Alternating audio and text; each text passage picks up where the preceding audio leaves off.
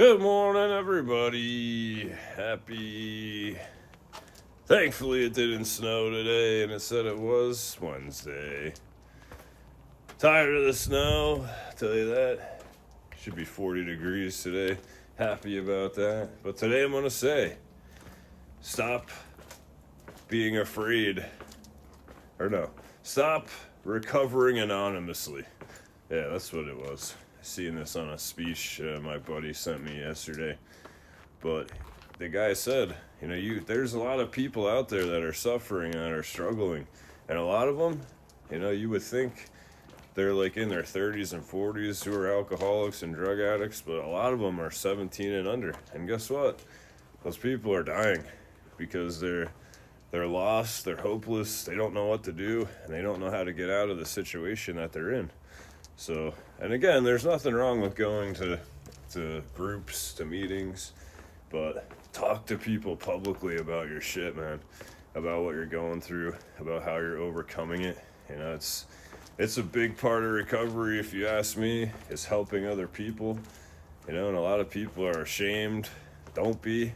You just made one of the hardest decisions of your life. You got clean and you got sober. That's an amazing thing. You should be super proud of yourself. It's literally the hardest thing I've ever done, but when you grow outside of that, then talk about that too. Talk about the business you started now, the career you're on, the health and the fitness journey. Talk about your running, you're going to the gym. Talk about the mountains you've climbed, all the things you've overcome, because there's people out there that don't think they can do any of that shit because they're so far into addiction that they think they're gonna die in it. I thought that's what I thought. Thankfully for me, I had an awesome wife that decided, hey, I'm leaving if you don't change. And that fear of loss was enough for me.